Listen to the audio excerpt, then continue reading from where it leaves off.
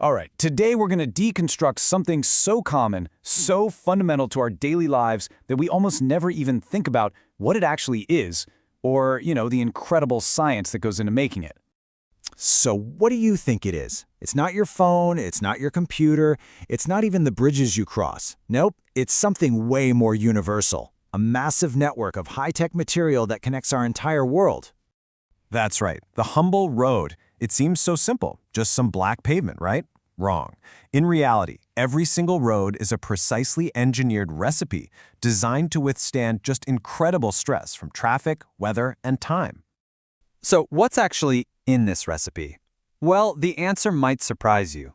Let's break down the secret ingredients that make up the pavement we all depend on. Okay, so if I asked you what an asphalt road is made of, you'd probably say, well, asphalt. But what if I told you that up to 95% of an asphalt road isn't asphalt at all? Yep, that's the big secret. The vast majority of the road, the part that's actually supporting the weight of all those cars and trucks, is just a super carefully selected blend of crushed stone, gravel, and sand. The scientific name for this stuff is aggregate. And this aggregate, it's truly the backbone of the pavement. But it's not just any old pile of rocks. There's a whole science to it. Let's dig into what makes it so special. So, officially, it's defined as a granular material used with a cementing medium. But look, in simple terms, it's the road skeleton. It provides all the raw strength needed to carry these immense loads without just crumbling. You see, not all rocks are created equal when you're building a road. What engineers want is aggregate with sharp, angular faces. And why is that? Because those angles let the particles lock together like a giant 3D jigsaw puzzle, which creates this incredibly stable and strong internal structure. If you used round or flat pebbles, they'd just slide past each other, and you'd get a weak road that could easily deform. So how do we get these perfectly shaped rocks? Well, it's a massive industrial process. It all starts in a quarry where rock is dug up. Then it's fed through these powerful crushers to break it down and, more importantly, create those crucial angular faces. After that, it's sorted by size into different stockpiles, all ready to be blended into that perfect final recipe. Okay, so if the road is 95% rock, what's the other 5%? Well, that's the glue that holds everything together, and that's where the actual asphalt comes in. This stuff is called bitumen, or you might hear it called asphalt binder. It's a byproduct of refining petroleum, and its one and only job is to be a waterproof, sticky glue that coats every single piece of aggregate and binds the whole mixture into a solid, but still flexible, pavement. Now, a quick clarification. You'll hear people use the words asphalt and tar like they're the same thing, but they are completely different. Asphalt comes from crude oil, and it's super durable.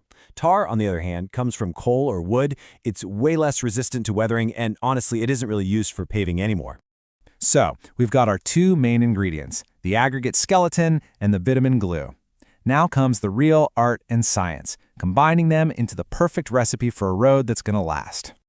The real secret here is a concept called gradation. This isn't just about dumping a bunch of rocks into a mixer. No, it's the engineering principle of combining very specific proportions of large, medium, and small aggregate particles to create the strongest possible structure.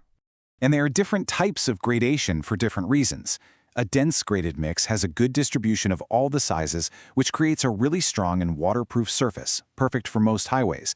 Then there's an open graded mix, which has very few small particles. That leaves gaps for water to drain right through it. This is what reduces that dangerous spray on rainy days and creates that quieter swoosh sound you hear on some newer roads.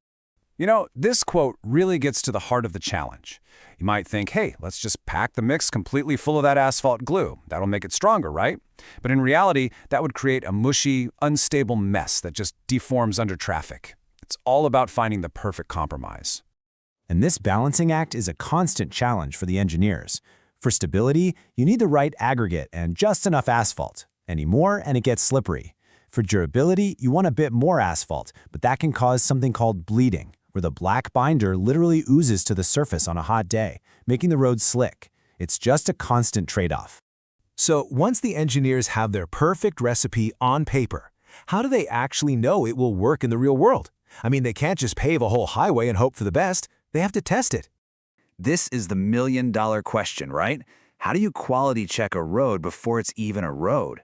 Well, the answer lies in a really clever laboratory stress test that simulates years of abuse in just a few minutes. It's called the Marshall test. What engineers do is they create a small, hockey puck-sized sample of their asphalt mix. They heat it up to about 60 degrees Celsius to simulate a hot summer day, and then they just squeeze it in a machine until it cracks. This measures two really critical properties. First, its raw strength, they call that stability, and second, how much it bends before it breaks, which they call flow. And these are the numbers that really matter. You want high stability to resist rutting from tires. You need a moderate amount of flow, so it's not too brittle, but also not too soft. And crucially, you need a small percentage of air voids, usually around 3 to 5%. This gives the asphalt just a little bit of room to expand in the summer heat without all that binder bleeding to the surface.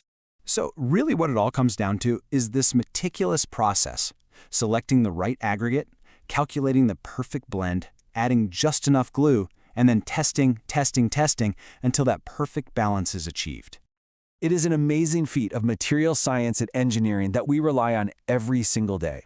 From the shape of a tiny piece of stone to the stickiness of the binder, every single detail is designed for performance. It's the hidden science that smooths our way, and it's right there, just beneath our wheels.